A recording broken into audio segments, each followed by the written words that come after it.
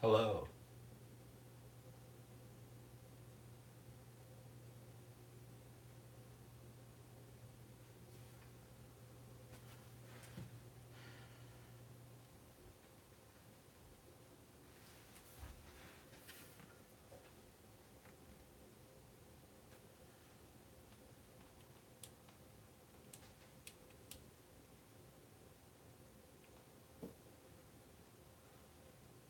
Hello.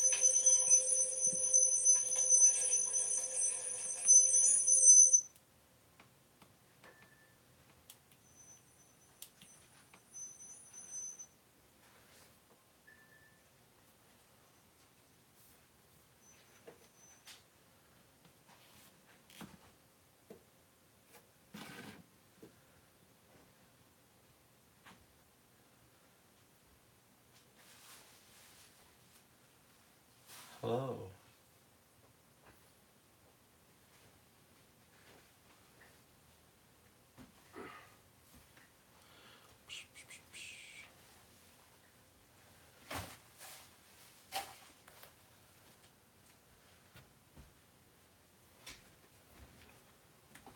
I'm not gonna get a camera, am I?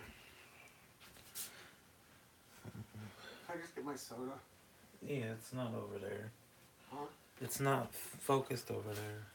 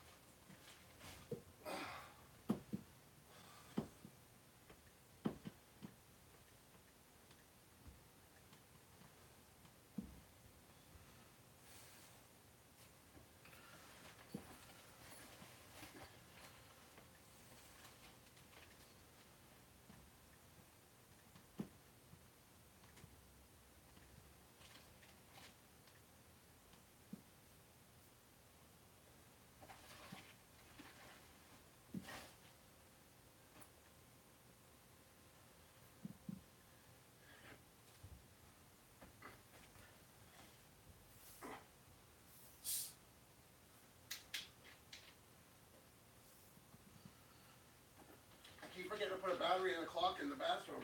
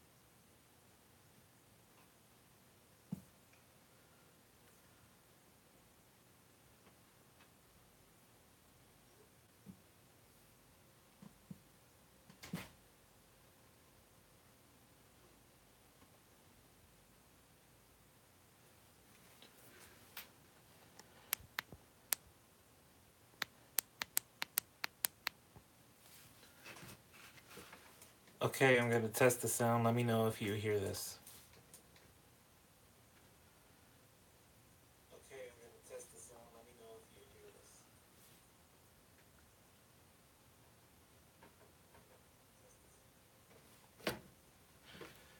Great. What?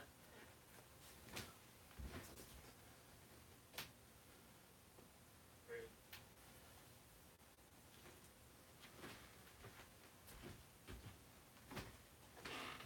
I'm doing a class now. It starts at 3. No, I said great. Yeah, I'm leaving.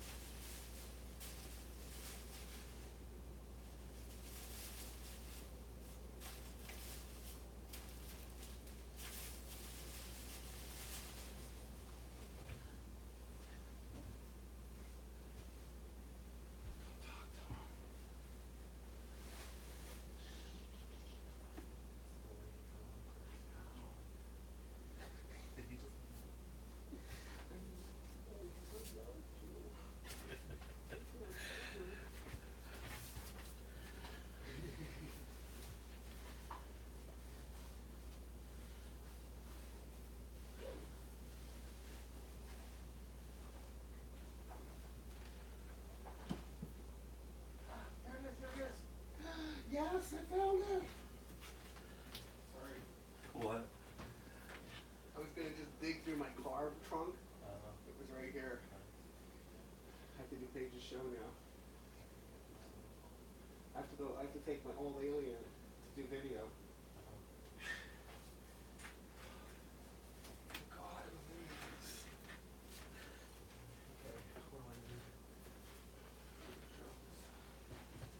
Wally, yay, Daddy found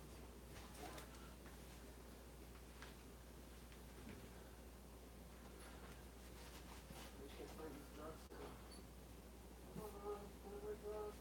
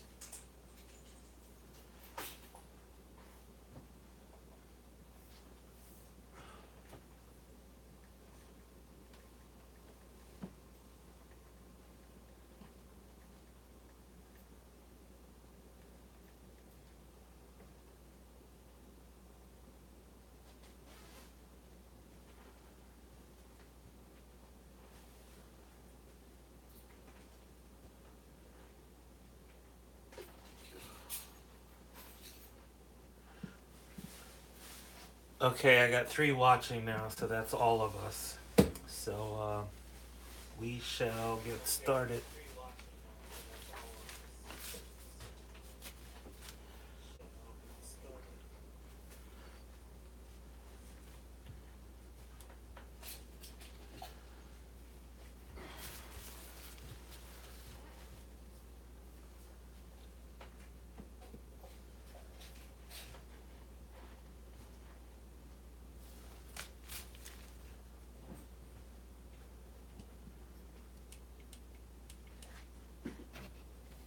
Alright.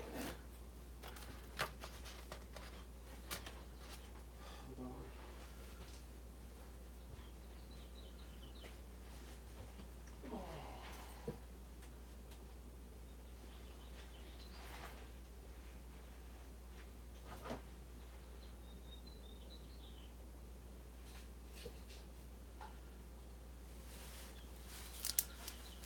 Okay, so, welcome to my dye class. It's a basic overview of dyeing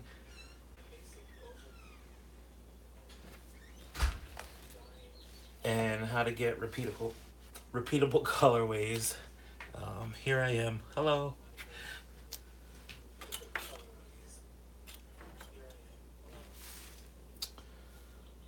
Um,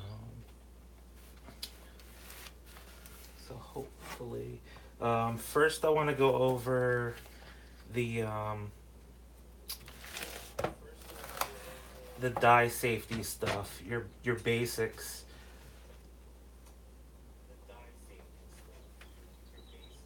Um, a basic respirator.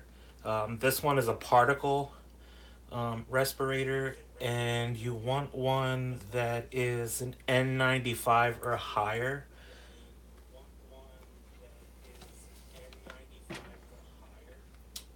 What else you need is gloves. A lot of dyers don't use them. I do because I'm out all the time. I don't like my hands stained.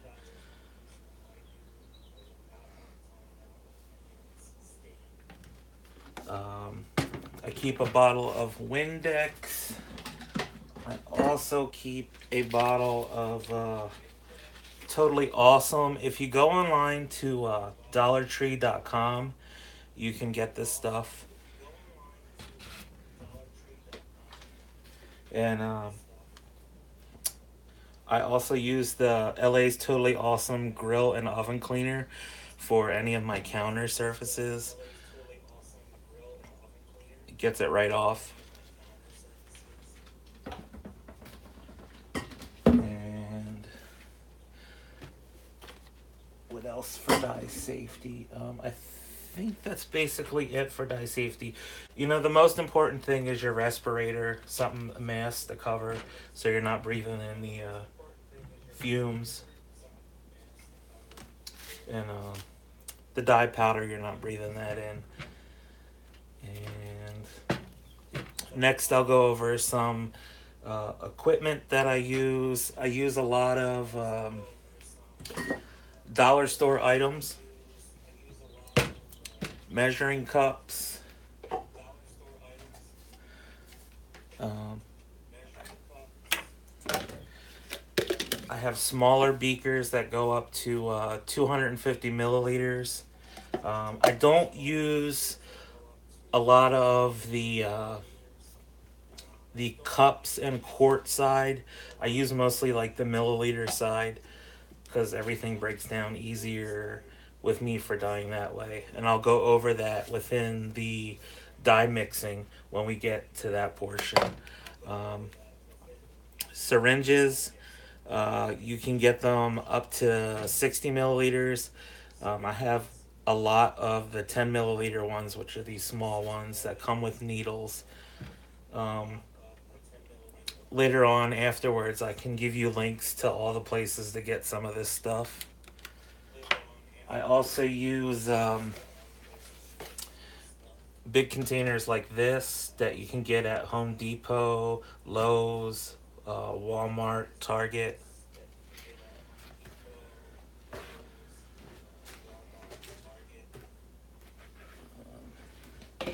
I use these kind of containers. These are Betty Crocker containers from the dollar store.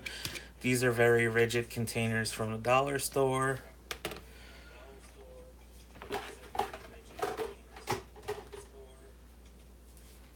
And all right. So I gave you guys um, worksheets for a notebook, and I'll go over that right now. Um, so the way I have mine set up, the first page is weights and measurements. Um, it goes over your yarn weights in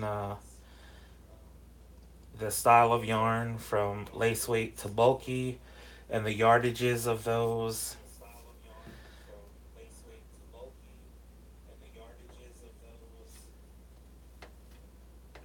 And then it also goes through abbreviations that you'll use for like yarn standards. And then your basic weight conversions for measuring when it comes to anything with yarn and fiber. And I broke that down for the class. The next page is dye stock solutions, and this is a big one.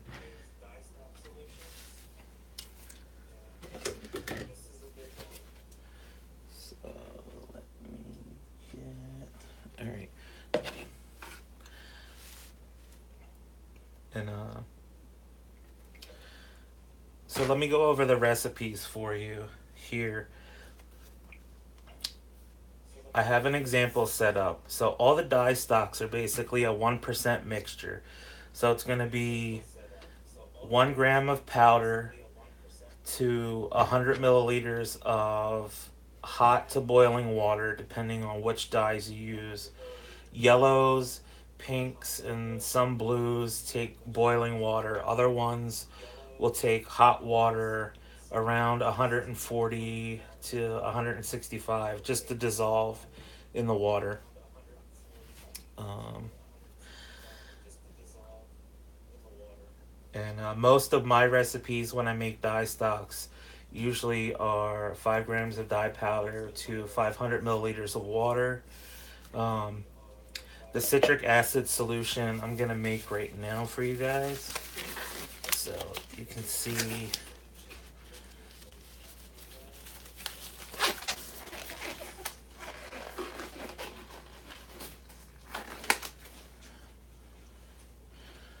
Alright, so I have a little scale here that I'm gonna turn on. Set that on there. I'm gonna tear that out. And for citric acid solution, it's going to be 1 part citric acid to 1 part water. So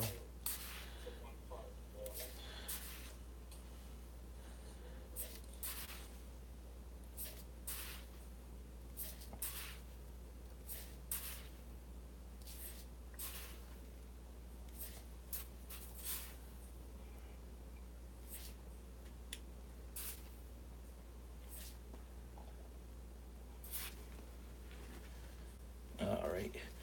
So that's 100 grams right there. And then we're going to do. Actually, I'm sorry. The citric acid solution is 1 part citric acid, 2 parts water. Just getting ahead of myself there. So it's going to be 100 grams of citric acid solution to 200 milliliters of hot water.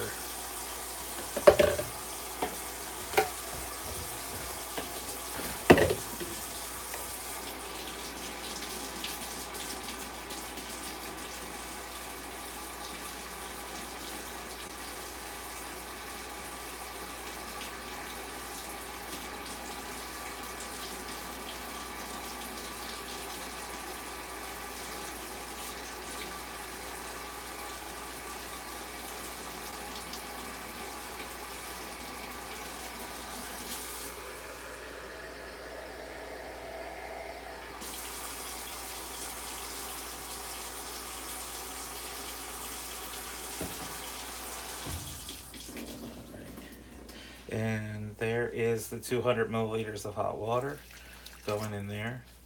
And to add to the equipment section of your dye kitchen, you want scales. This is a jeweler's scale. You want one of those. You also want a bigger scale.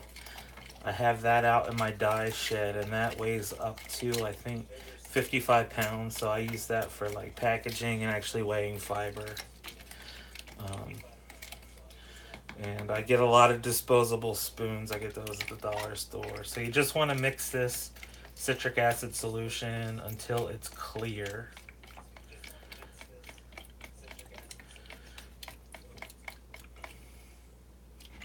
Alright, that's good. And then set that aside. You can also get regular table salt. And on here I have a salt solution. You can add this in with your dyeing, but what the salt solution does when you're dyeing is it helps level and even out the dye uptake onto your fiber so that you get more of an even coverage.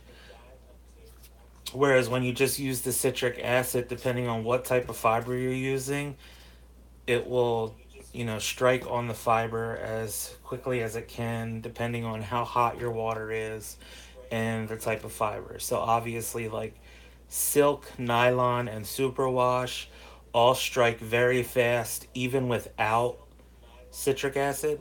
But you still need the citric acid with it.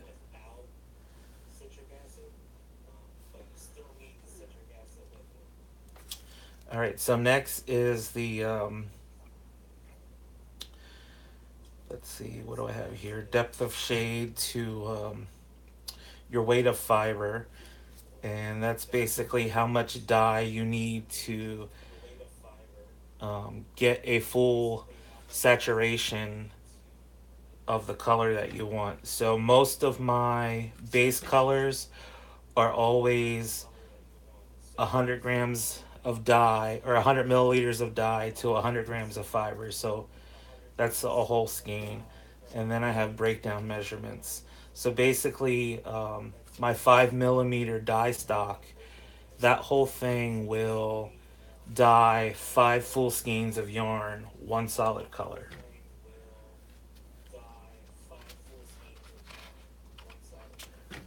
All right. Now, do you have any questions before I go on to the next?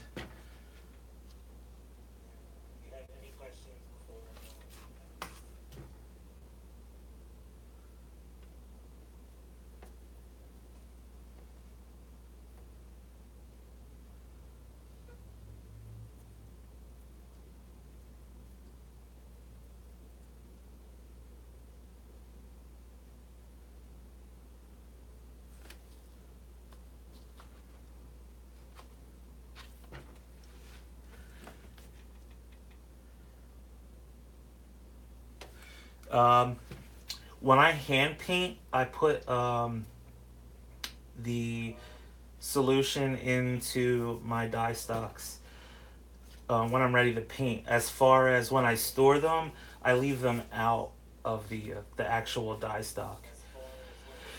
And I mean, you can add it if you're going to use the dye stocks really quickly, but if you're holding them for a long time, for some reason, the citric acid tends to start growing stuff inside your dye stock solution. Um, and I mean, you can filter that out, but if you're not using it right away, I would just add it separately.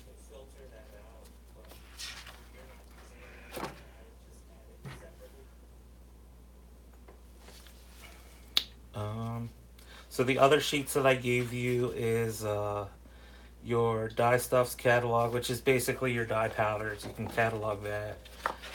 You can catalog your yarn bases. All right. So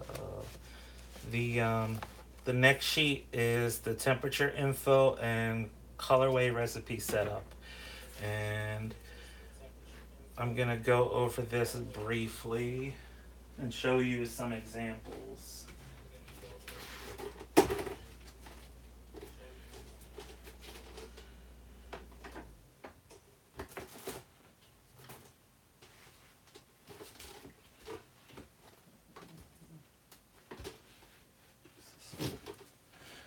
Okay, so as far as water temperature for any type of wool fiber, um, you need it to be 160 to 180 degrees Fahrenheit for the dyes to set.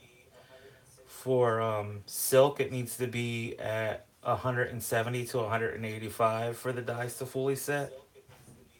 And basically, you want to bring it up to those temperatures, have it sit there for 15 to 30 minutes, and then naturally let it cool, and that's when the setting process happens.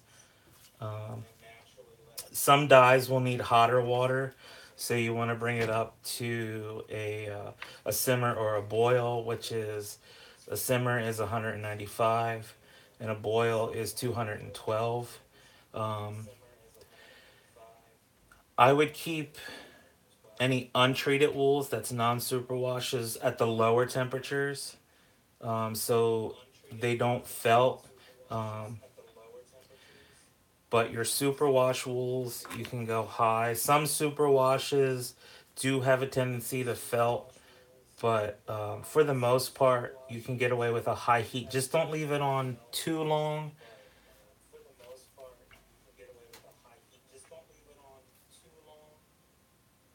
All right, and then some of the dyes set at different temperatures.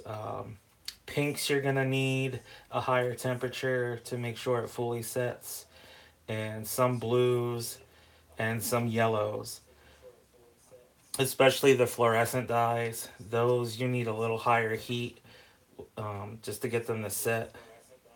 But most of my dyes, when I'm dyeing, since I container dye, and I'll show you that in a minute when we get to actually dyeing stuff. My tap water runs about 160 degrees. So as soon as I'm ready to pour things in, like that's set enough. I just put a lid on it and set it aside. Um, So pre-soaking your yarn. There's different ways to pre-soak. You definitely need uh, hot water, and you could either just leave it as hot water. You could add wool wash or a mild soap, or you could add citric acid and vinegar. You can have all three in the mix. I usually just do a hot water and wool wash pre soak. That helps get all the oils from milling and whatever is left over from um, the sheep's lanolin in the yarn. That helps get it all out.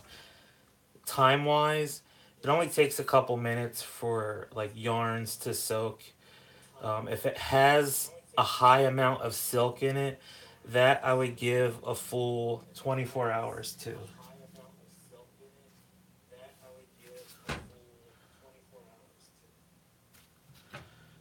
And then your post rinse, um, it's basically you want to rinse off any excess dye, any excess citric acid, because sometimes that can make your yarn crusty. Hard water can make your yarn crusty. Um, you just want to rinse it off with cool water. You can also do a wool wash rinse, um, but just make sure that if you're adding any more soap to it, that it all comes out.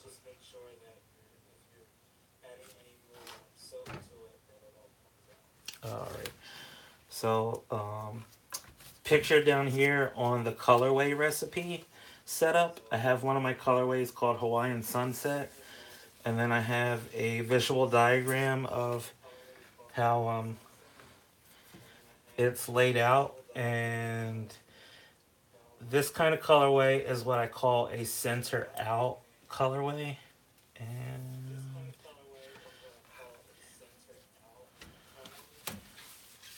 And it's basically um, you have a central color, and then each side repeats the same color. So here, this is my Jubilee colorway. So I have black, neon green, a denim blue, and then a neon pink. And then for the Hawaiian Sunset, how I factor this out is if I do my batches in 5 skeins. So for 5 skeins, I know I need 500 milliliters of dye. And then I figure out how many colors I'm using in that skein. And then I know that's how I have to break down. So for the fluorescent yellow in the Hawaiian Sunset, um, I need 1.25 grams of dye powder to 1,000 milliliters of water. And then for the fluorescent orange at 100%, I need 1.2 grams of dye powder to 1,000 milliliters of water.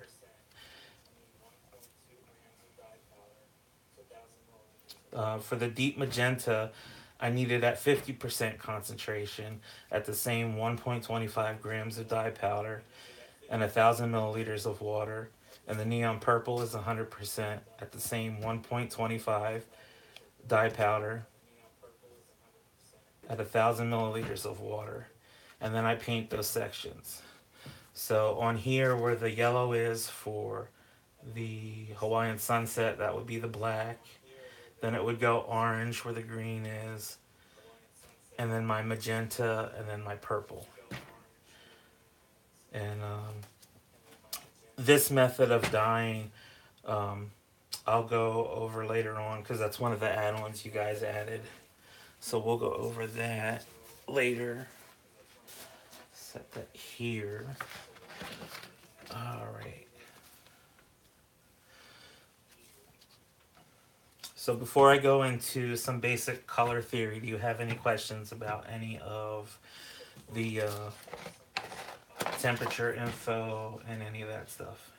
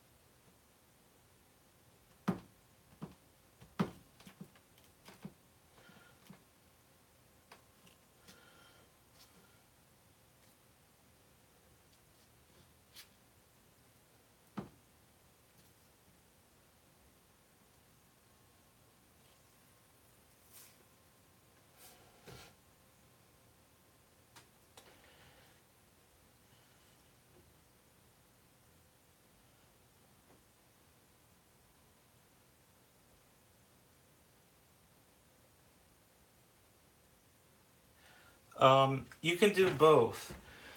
So if you know how much dye that you need, um, you just do some math and break it down. And so there's that method. But if you don't want to do that and you just want to dye a big batch and save some for later, you take out what you need, you use it, then you store the rest. I would just mark how much you have left in your stored thing, and also mark on your stored dye stock the date that you used it. Um, this way you know how old it is. You can use it up to anywhere like 6 months later. Over that, it's still good, but like I said, sometimes some of the dyes get a tendency to like start growing stuff, so you just want to check on them.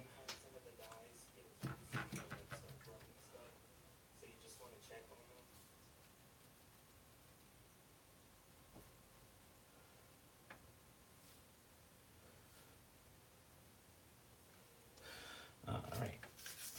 And then, all right, so some simple color theory. So I'm looking at the color wheel that I gave you guys,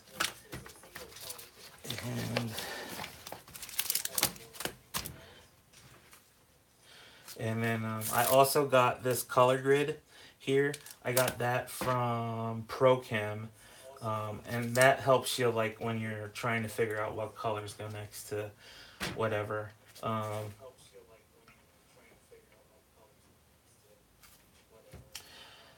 so on the color wheel, this is good when you're breaking down um,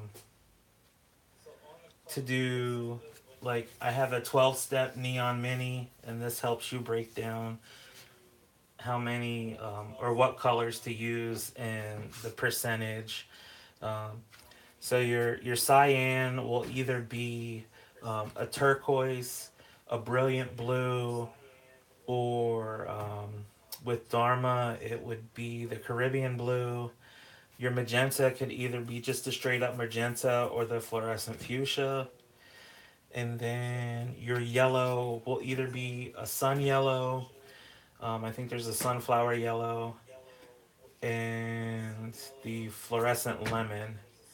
And then everything in between that is where you're going to mix. So those are what you keep at 100%.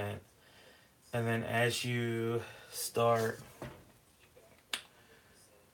breaking down to the other colors, you'll want to add. So let's see, between the magenta and the yellow, they'll be red, which I call more of a red orange since I deal with the neons. Um, and it's 100% of the magenta and 100% of the yellow. So that'll be the mixture for that.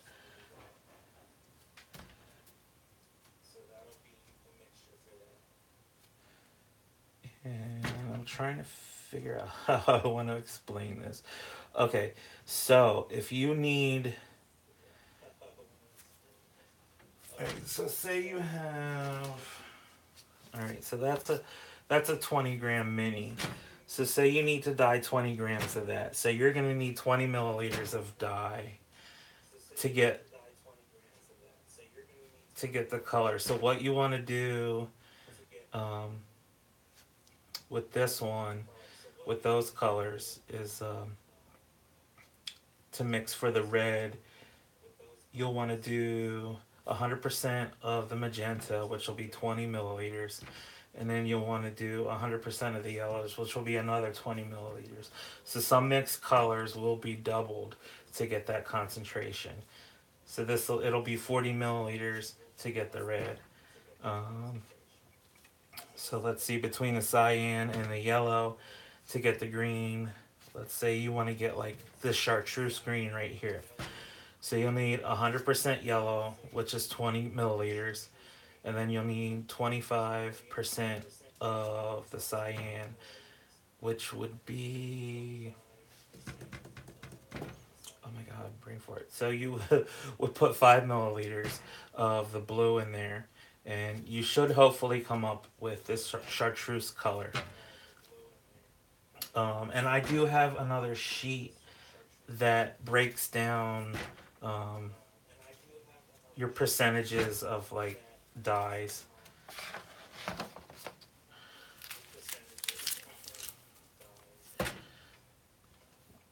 All right, and with what else with color theory? So those are your primaries: is your magenta, your cyan, and your yellow. Then your secondaries obviously is a purple, which they have blue here. Your orange and a green. Those are your secondaries. Then I like to stay within an analogous colorways a lot, and that's basically when you stay within a section. So I'll go from like this area right here, or say with the magentas, I'll stay with the like the purples and the magentas, or the magentas and the oranges. So you want to like stay in a color break with analogous colors. Then there's complementary colors. So if you're doing a purple, across from that would either be um, an orange or a yellow, and reds would be your greens are your complementaries. Alright, so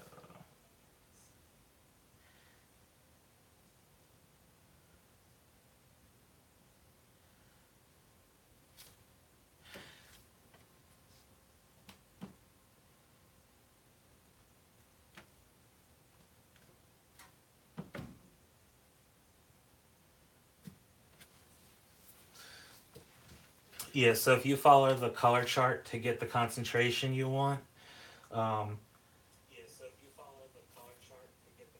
you always start with your base colors, your primaries, and they're always going to be at 100%. So um, if you know you're dying for, say, 200 grams, and it's a color that needs to be mixed, then I would make up 200 milliliters worth of that primary color dye. Um, this way you actually have it. So I hope that makes sense.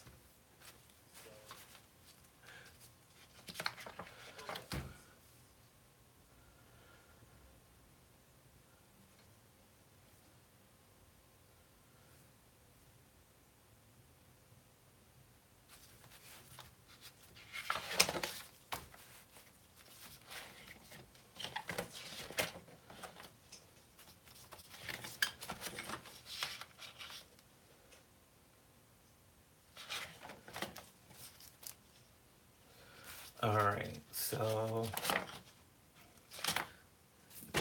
now we're gonna get into some actual dyeing, and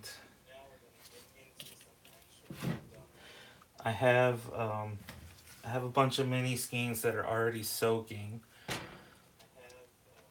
and we're gonna work on doing a depth of shade on the Brilliant Blue from ProChem. And let me move this out of the way. All right.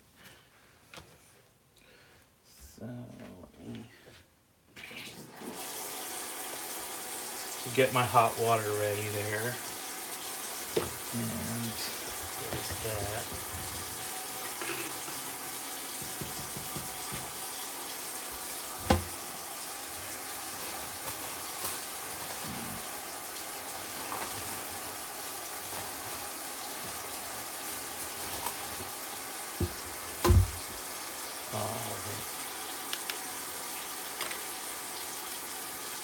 I also use these little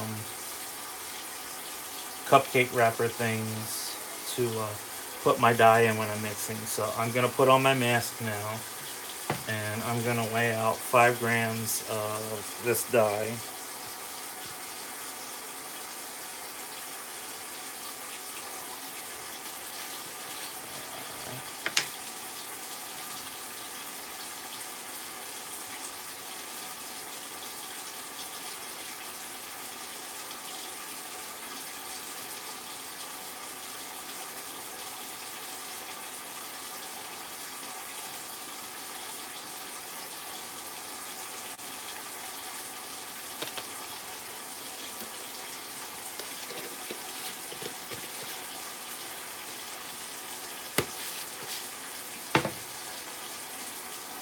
Okay, so that's 5 grams right there.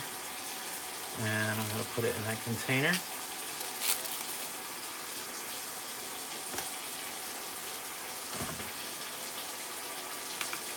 Turn that off. Alright, so this is going to need 500 milliliters of hot water.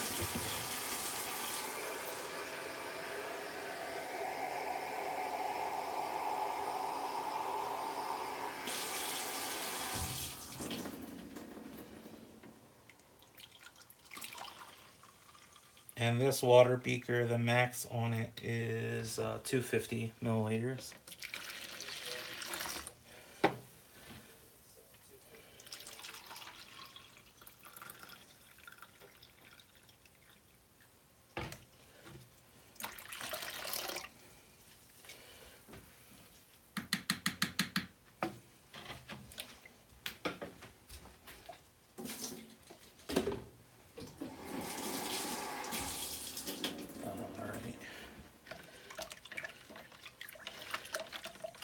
And you just want to stir it around, make sure it's mixed, make sure there's nothing sticking on the bottom.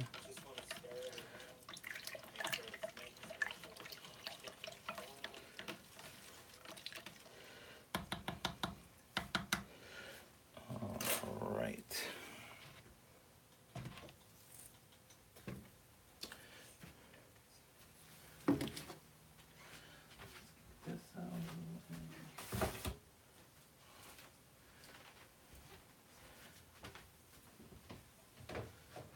Okay, so our dye stock is mixed right now, and I will start.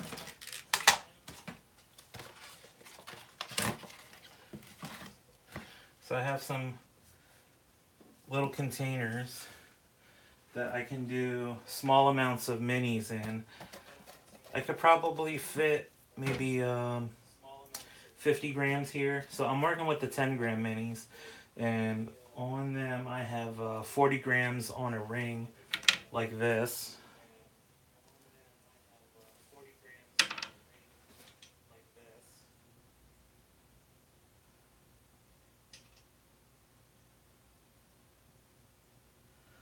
Alright. So on the depth of shade chart, the first one for the brilliant blue is a 2 depth of shade, or a 2 DOS. So then it says 20 grams of fiber, and is you're working with, but we actually have 40 grams.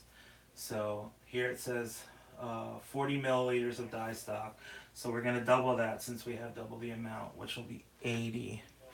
So what I will do is I can pour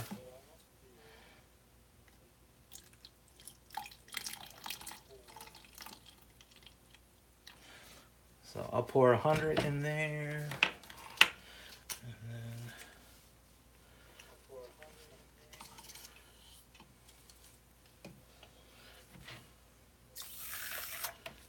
and then subtract 20 from that,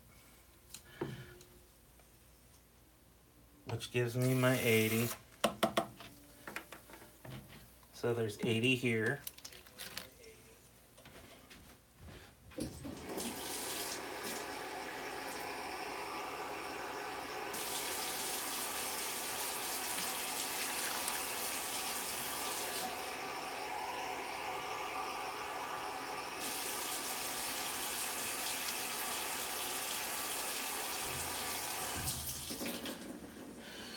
So you just want to fill the rest of the container with water to a comfortable fill line. And then, so for the citric acid solution to your weight of fiber, normally it's 10 milliliters of solution to 100 grams or a full skein. Since I only have 40, I will only be putting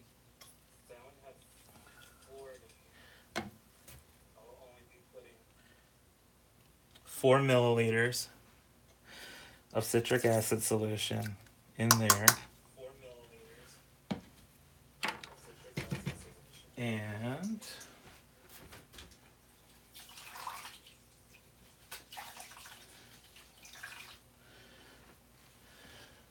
so here's the minis. There's 4 on here. And then what I do,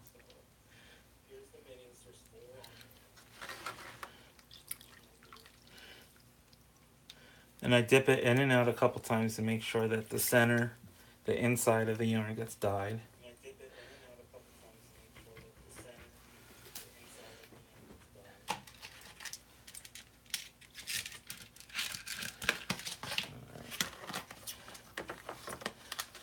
And then it gets its lid, and then I set that aside, and then I move on to the next. So our next one is 1 depth of shade.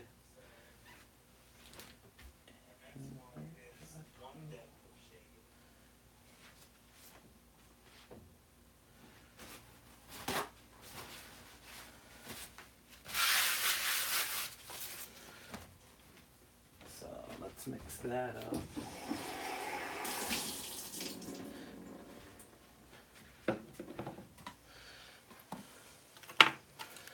Alright, so 1 depth of shade, so that was 40, this will be 20. Or that was 80, this will be 40.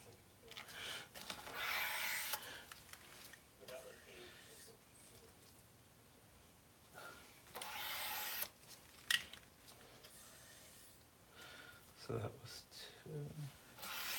There's 30 milliliters. There's 40 milliliters.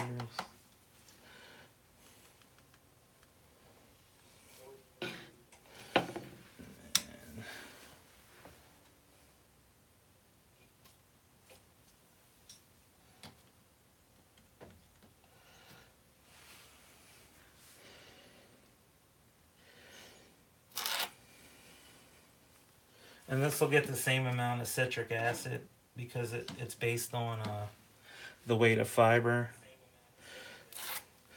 So that was 2 shots of 2 milliliters there.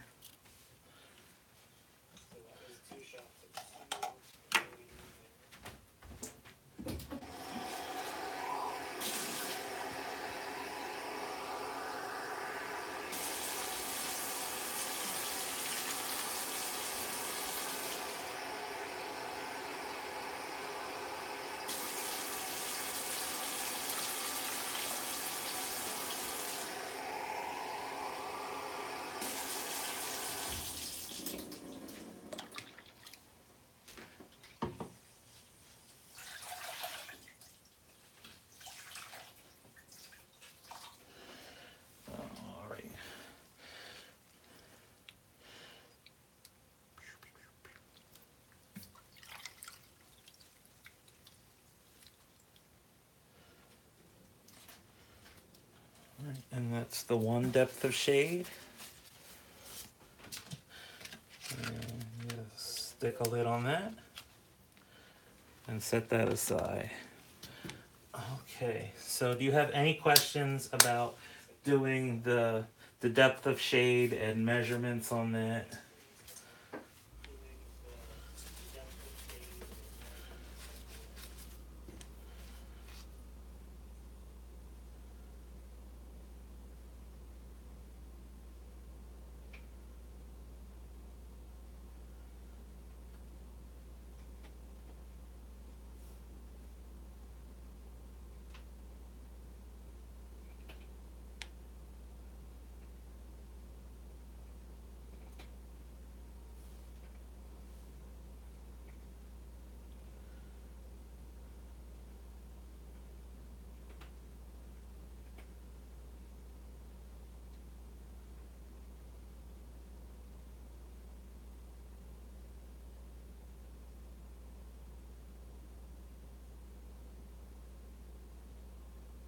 Okay.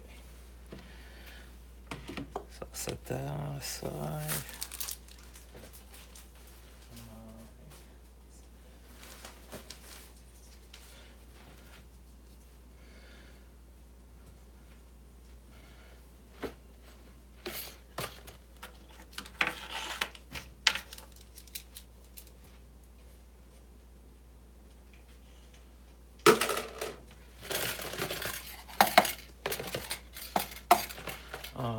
So I'm gonna set up, and we are gonna go on to the dyed across and the dyed around um, painting on skeins.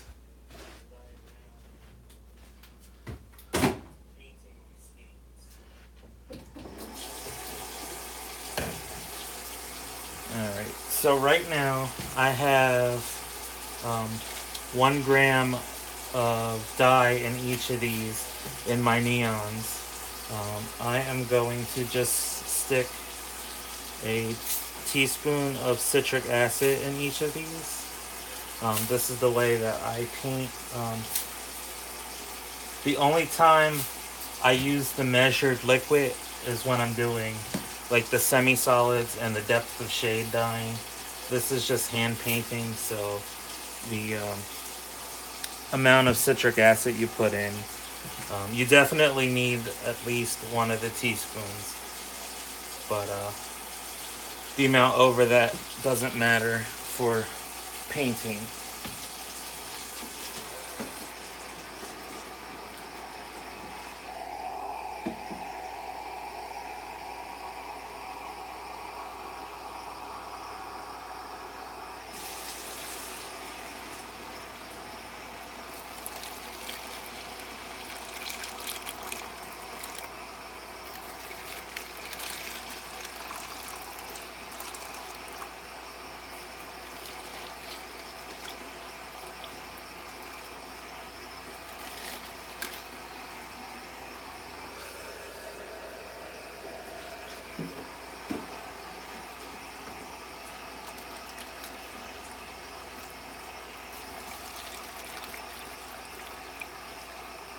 And I fill all these containers about halfway, because that's about the concentration I'll need for the dyes.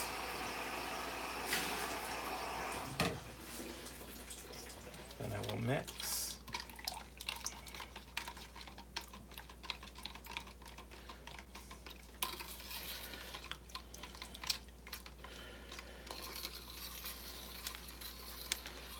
Alright, so that's pink.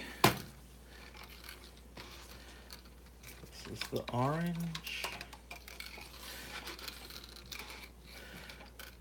Yellow. Green. Blue. And my purple.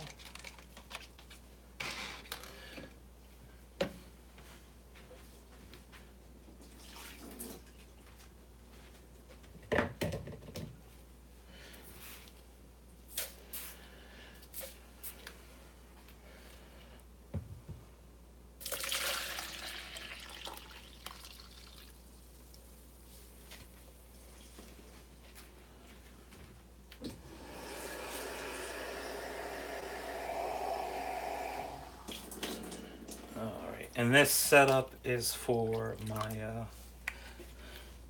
Lady Rainicorn colorway.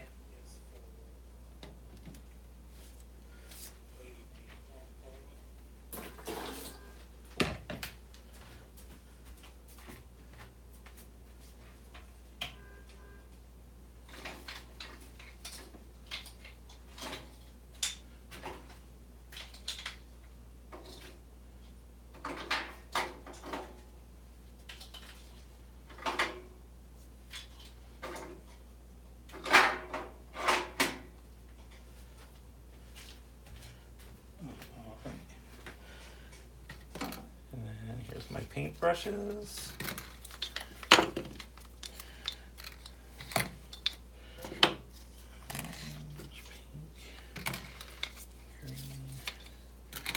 Yellow.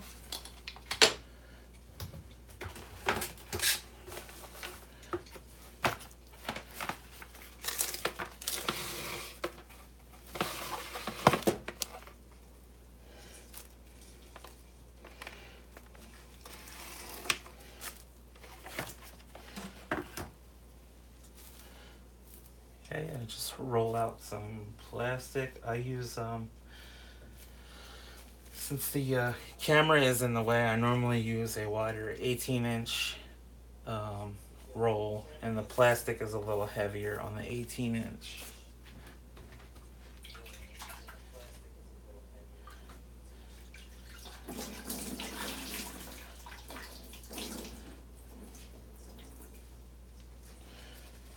Okay.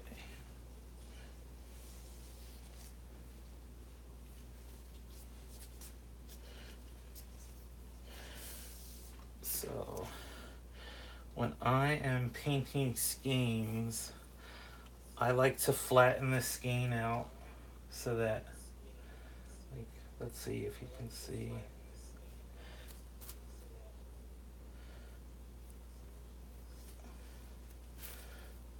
So that there's a definitive top and bottom. So the method I'm gonna do now is what I can. This is a rainbow set, and this is part of what I consider the dyed out.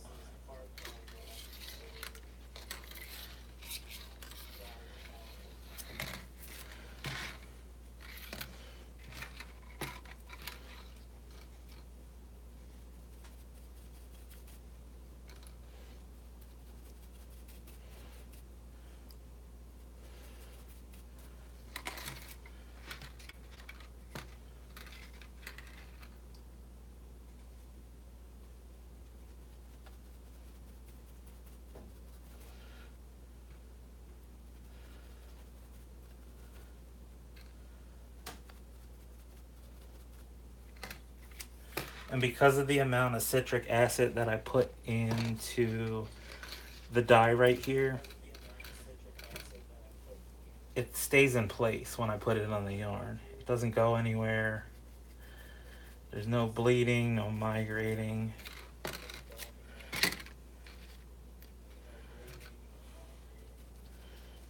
Go back in and touch up areas.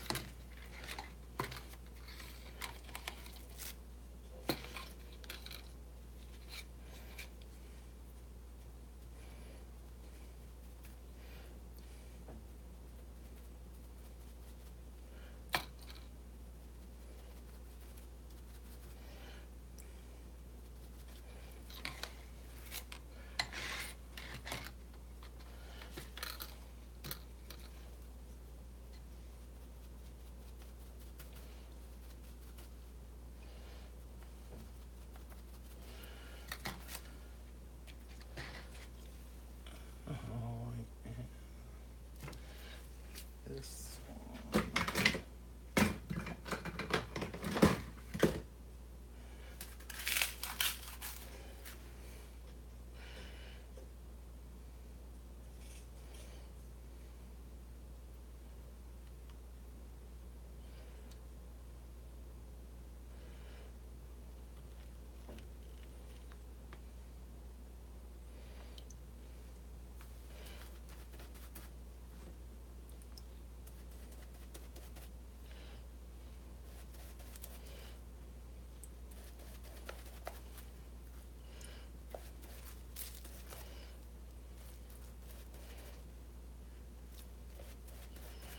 And I use different size brushes for certain applications.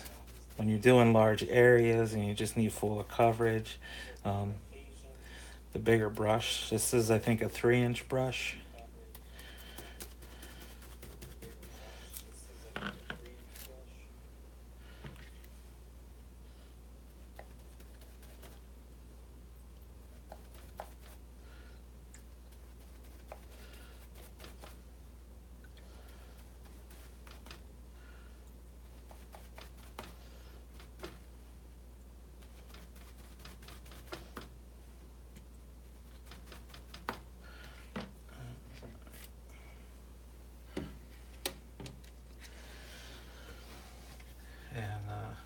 I would go to the end, but I don't have the space right now to go to the very end. And then I pick it up, I flip it, and keeping it flat allows you easy flipping. And then I just go in and touch up the backside.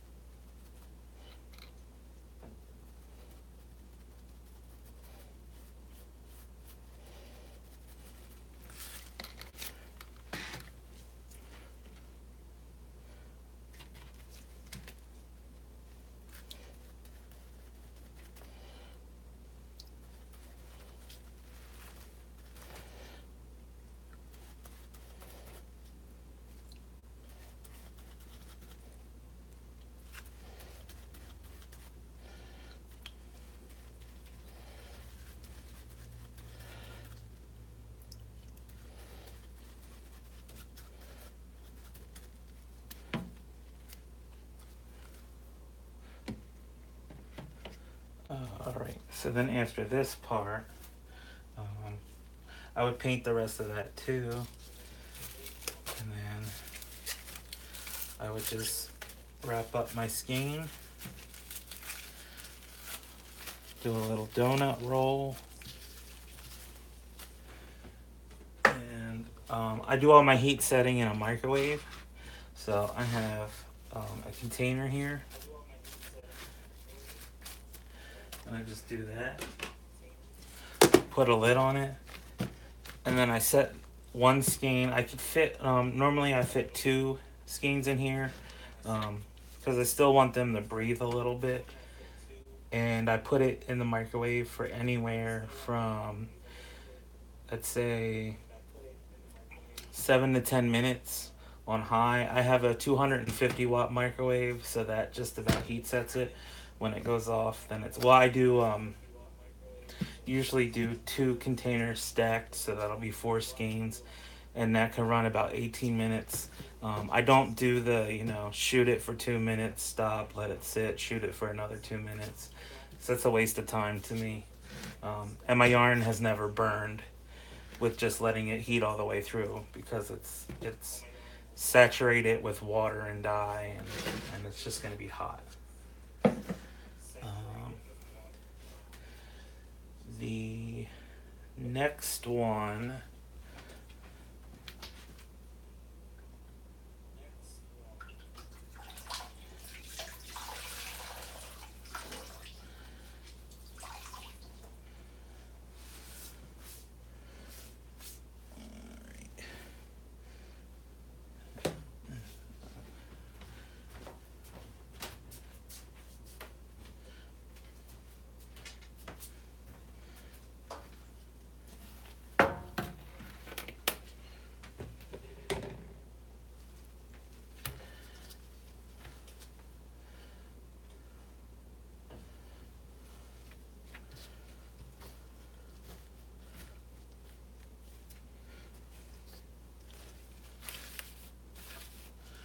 alright, so this method is going to be the dyed around, which I rarely do, because it just doesn't, it's not in my workflow.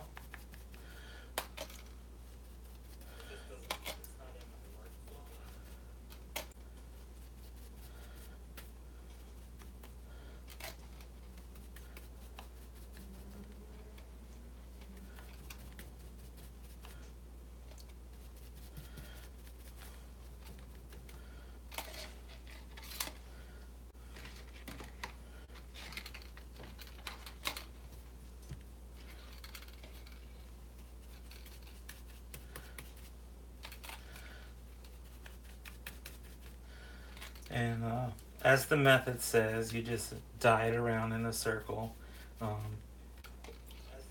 It just repeats around.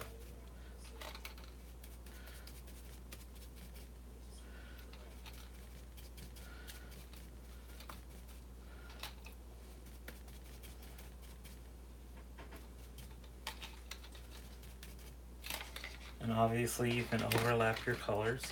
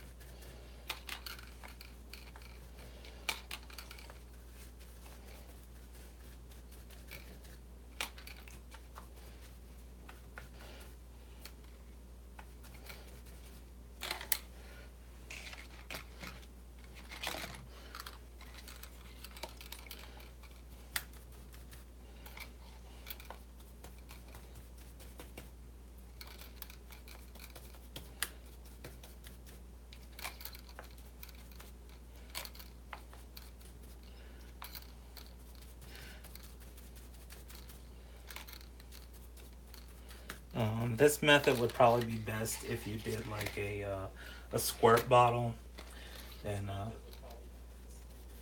massaged it in more with your hands.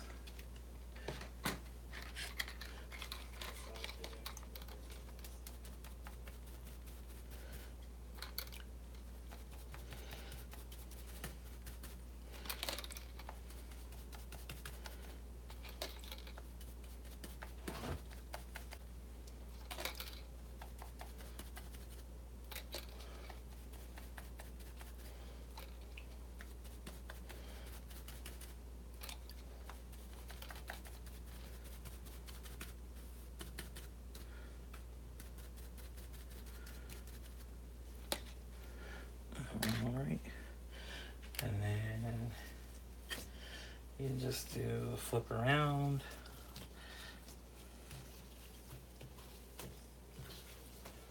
So you can see where you didn't get. And then you just cover up the spots that are missing dye.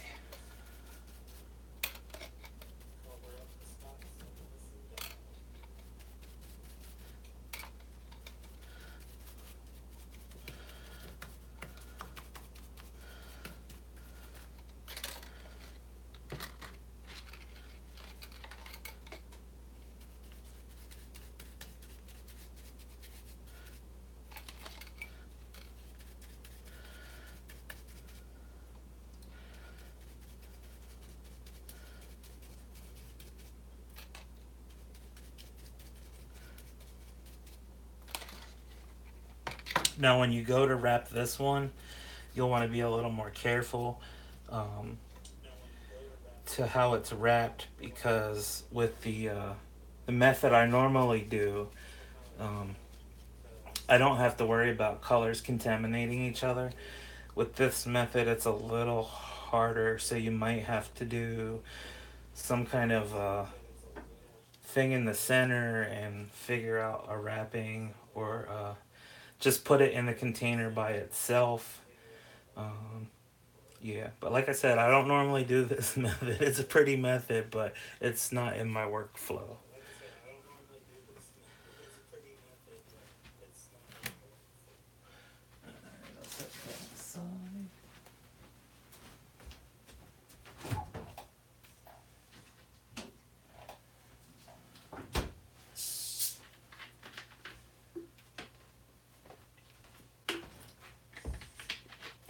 right.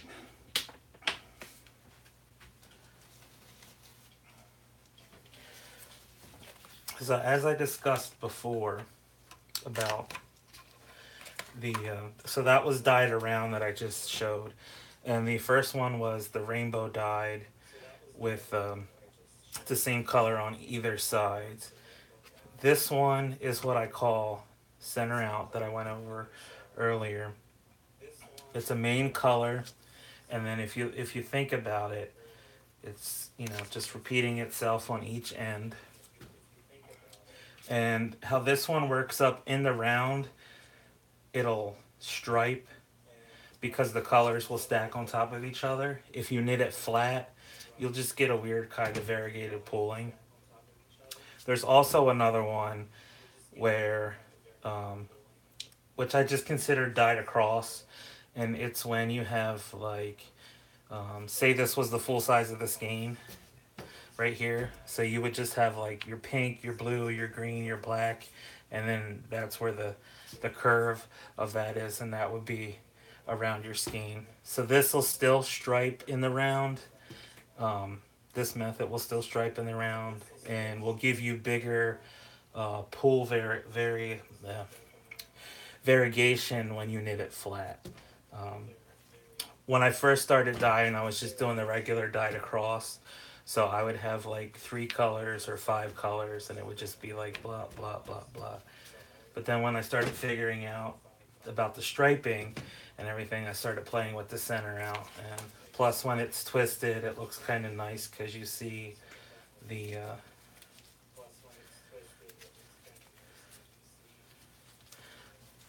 colors inside the skein that are blocked, and it just goes right up the skein. Um,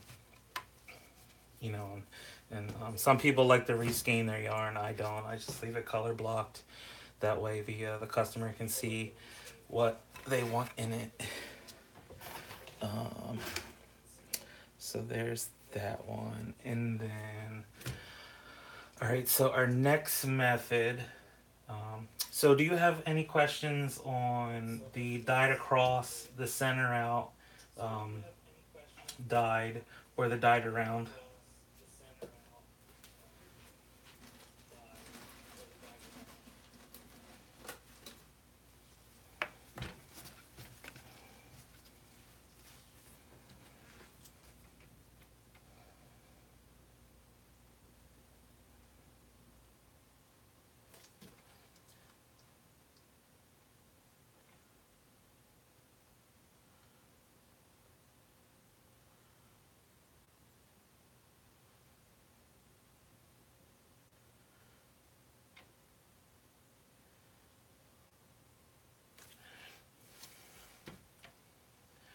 Right, so if you're kettle dyeing and say you have 3 skeins in the kettle and you're using 3 colors evenly, so that's gonna be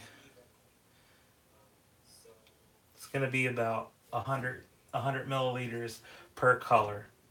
This is like 99.999. So we're just gonna say 100 milliliters per color. If you're using 3 colors and doing 3 skeins in the kettle. Um, so if you're using it at the depth of shade of 1, that would be your 100 milliliters. If you're going lighter, you just subtract um, the weight amount. So say you wanted to do um, half the concentration to get a lighter color, then you would only use 50 milliliters of each color. And if you want to do more, you just multiply that. So if you want to do a really dark shade, then you would do like say 150 milliliters or 200 milliliters. Usually I don't go over 200 milliliters per color for 100 grams of yarn um, for just one skein, because otherwise it stops taking up the dye, and that's when you get like a lot of bleed on your rinse. But those calculations you asked about are correct.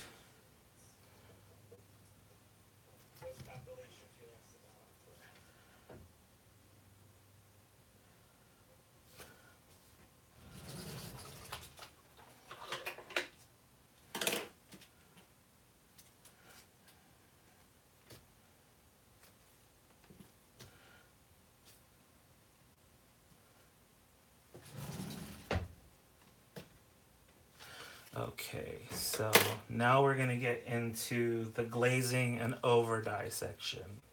Um, so there's a fine line between the meaning of both of these. Over dyeing is obvious. Um, you just over dye, basically. So either you have a skein of ugly yarn and you want a new color on it, or you want to try to make it pretty, you just throw it in a dye bath. And usually over dyeing, you go darker. With glazing, you just use a very light bit of dye. So I'm gonna um, do an overglaze on these purples. This is like a very light, plummy lavender, um, tonal tonal yarn. So I'm going to, since I have some, let's see, what'll go with this.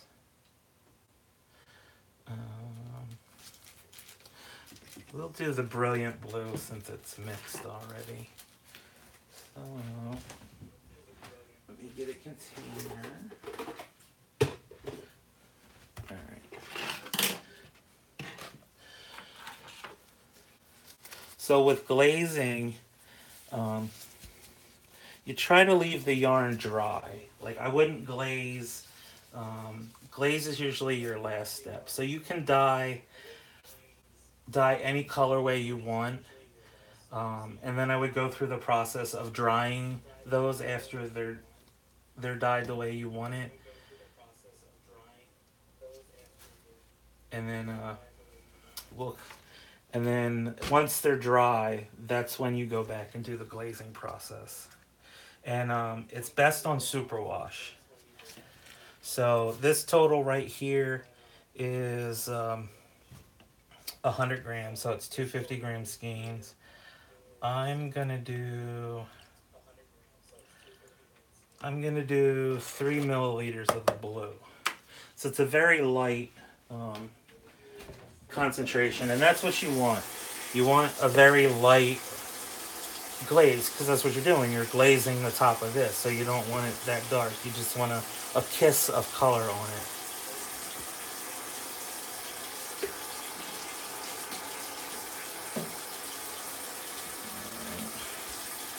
And I'm going to just sprinkle some citric acid in there.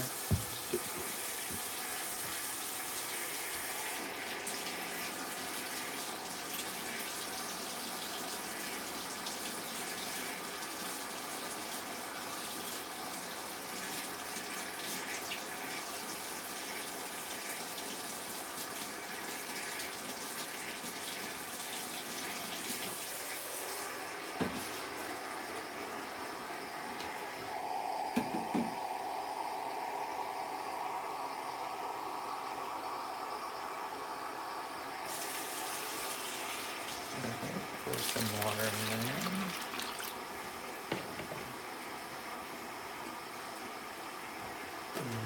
I'm going to put some rings on these so they don't get tangled.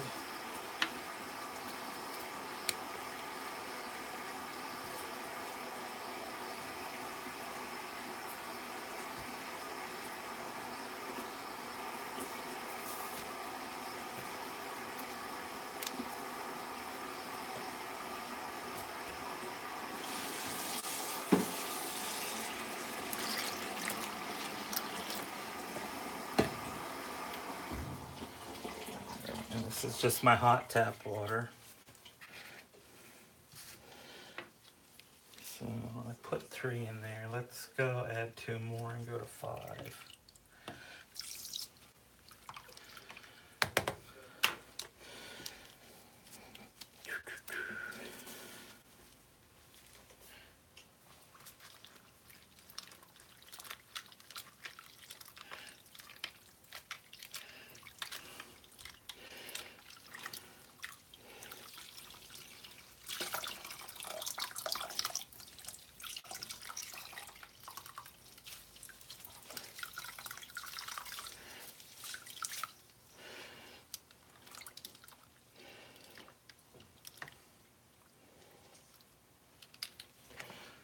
aside a second.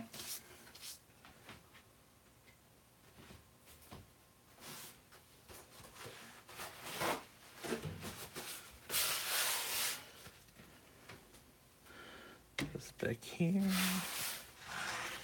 And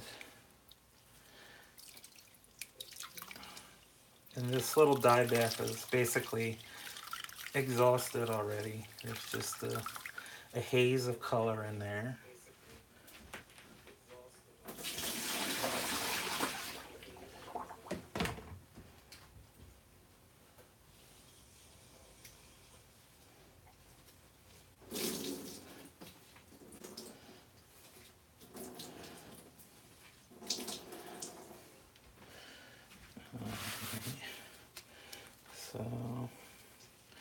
So now you have like I don't know how well you can see it, but a light blue and some purples in there.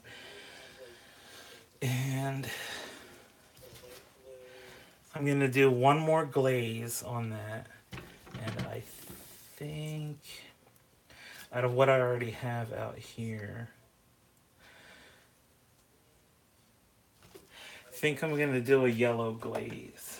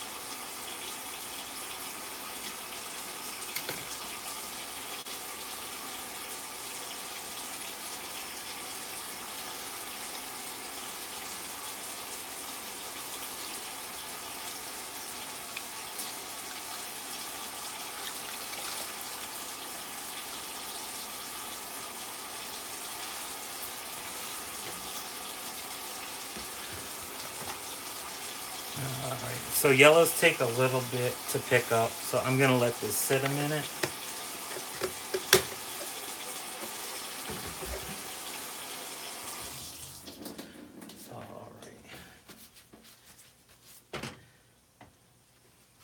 I started out with 5 milliliters of the yellow, and then when I dipped the yarn in, it took it up, but it was so unnoticeable.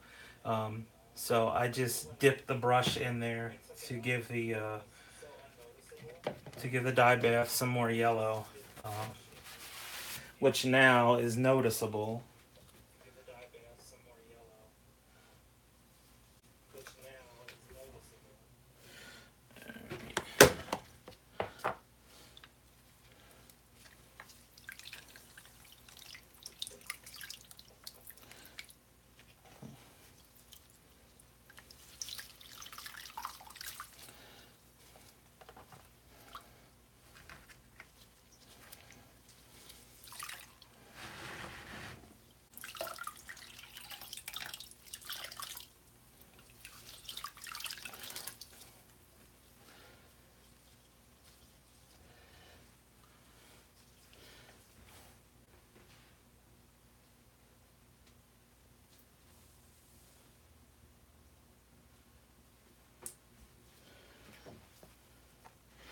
Yeah, and there's still yellow in the dye bath here, um, but what it mainly did is made this a little dingy looking.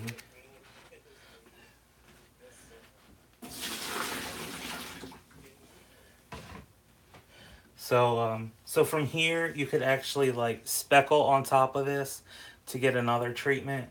Um, but with glazing, the essential point of it is very light coatings of dye, and you can keep repeating the glazing process.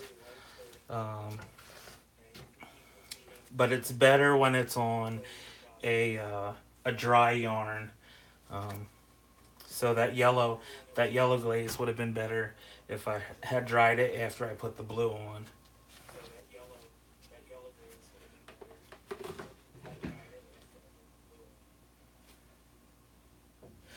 And then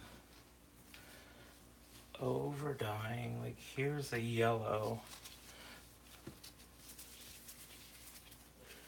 And this is a 20, actually that's a 1 ounce skein that I wind myself.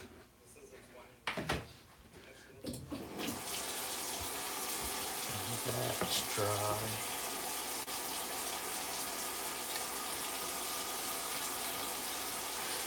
Let's put some pink in here.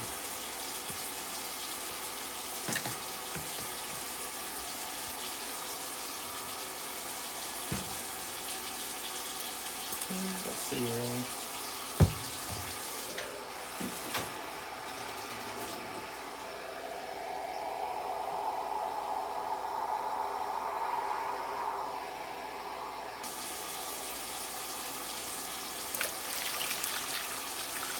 Yeah, that should be good. Alright, so I'm going to do the yellow into the pink.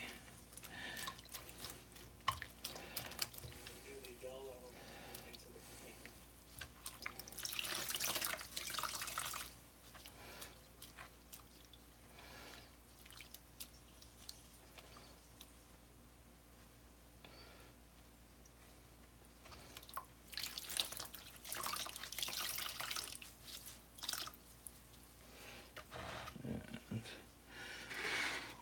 we will add some more pink.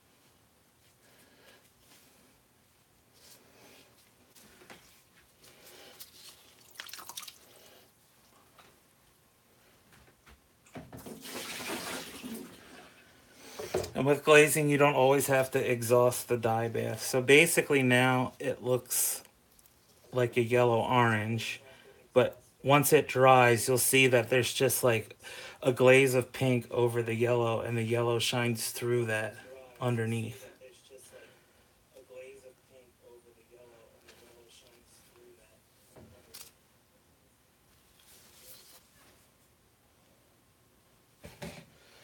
All right. So any questions with the glazing?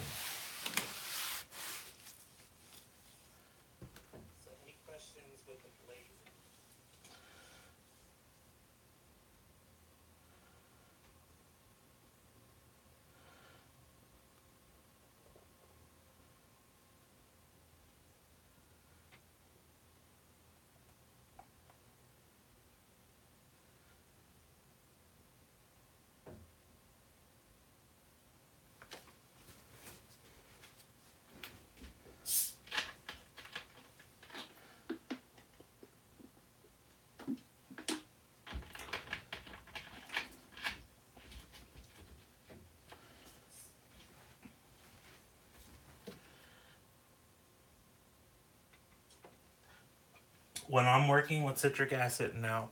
Um, when I teach my class, I teach the recipe, and that's just like a guideline um, for um, what you need to make the dye work um, while using the citric acid. But I'm very heavy handed with citric acid. And what that causes is vibrancy in your colors. Um, so it also helps exhaust your colors faster, but it makes them brighter.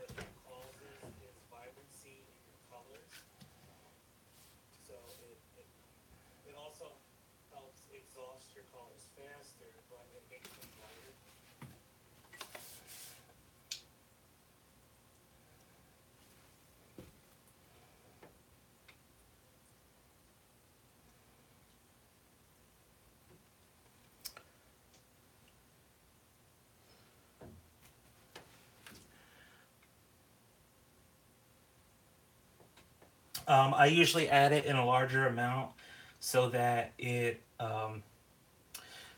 sticks to the yarn right away. This way, it's not like sitting in the bath and like slowly trying to take up the dye, so that it like strikes right away, and you get that hit of color right on top of the yarn.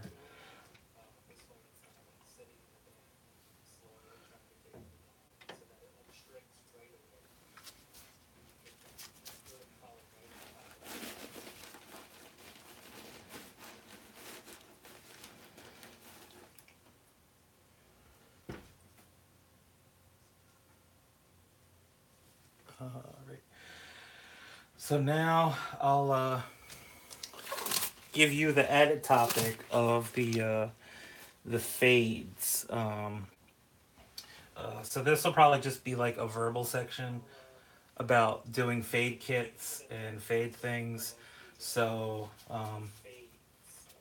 most of the fade kits I've been seeing have been 5 skeins.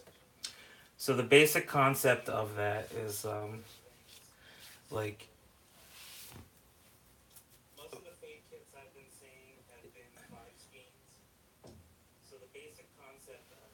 I'm trying to figure out how to put this.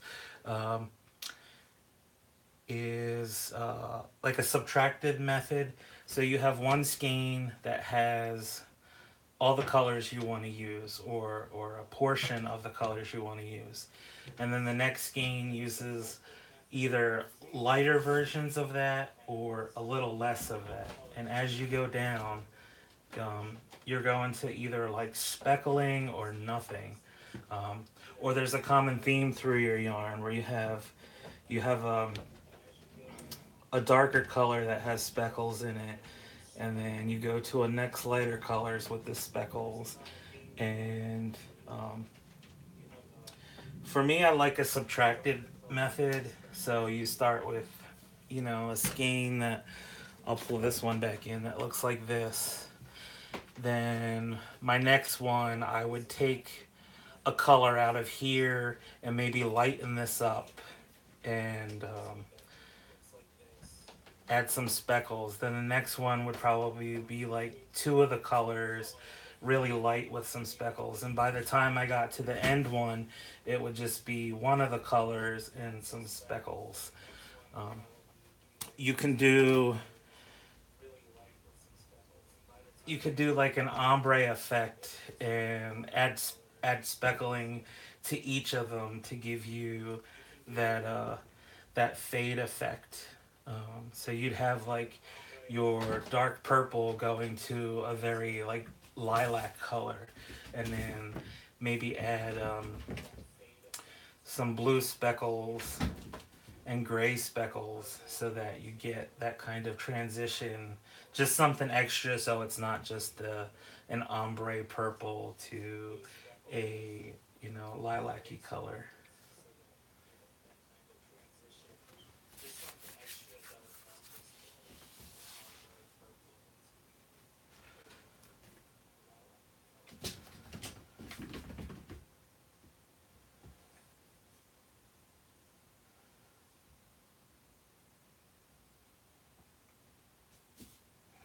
Okay, so any overall questions, anything?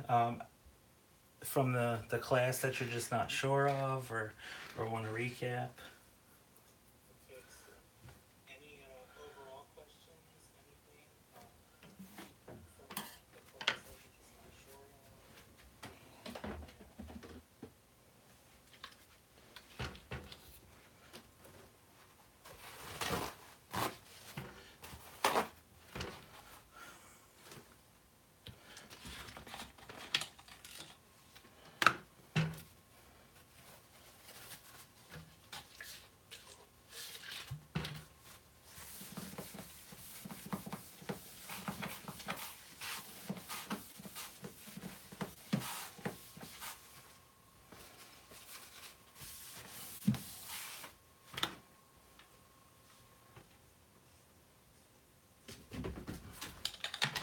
All right. So I guess we can end it there, and I will say that I'm always available for any other questions. That's part of, what you get with the class.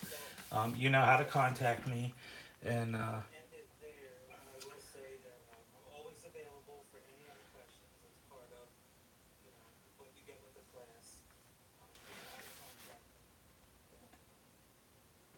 so thanks for joining me. It was a pleasure to show you some of my methods, and like I said, I'm available anytime, and just contact me. All right. Have a nice day, ladies.